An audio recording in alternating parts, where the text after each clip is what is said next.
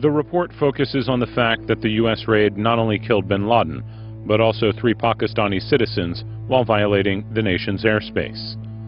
In Islamabad, leaders only learned about it on television. Not long after, there were protests across the country. U.S. Admiral Mike Mullen, the highest-ranking military officer in the United States, only called Pakistan's Chief of Army Staff at 5 a.m. the next morning, 6 hours after the raid began. The raid was the greatest humiliation visited upon the country since its breakup in 1971. Ever since the war in Afghanistan in 2001, Pakistan was always an unenthusiastic ally in what the U.S. called its war on terror. President Musharraf was enthusiastic, I think, primarily because he saw a way to get his country out of pariah status in the 10-year divorce it had with the United States. There were others, particularly ISI, which for 10 years had fostered a different policy. The U.S. became frustrated and planned to hunt for bin Laden alone, but for that, it needed access. According to the report, the U.S. turned to the Pakistani ambassador to the U.S., Hussein Haqqani. The report accuses Haqqani of providing hundreds of visas, which ultimately facilitated the unilateral manhunt for Osama bin Laden.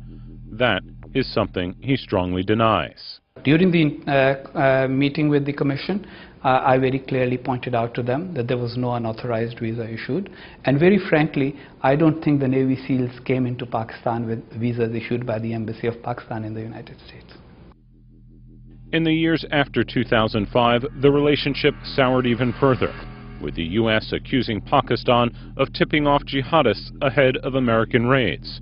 The report acknowledges a shortage of mutual appreciation, a lack of regard and trust in this contingent, transactional, and often resentful relationship. Yeah, I think there's every reason not to have trust.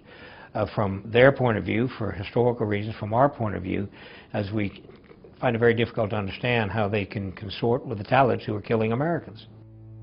By 2011, the U.S. was regularly conducting drone operations within Pakistan. The report says the buildup of U.S. aggressiveness and hostility were noted, but their policy implications were not dealt with seriously. And in the run-up to the raid itself, explicit threats were communicated by Barack Obama, but all of them were either ignored or discounted.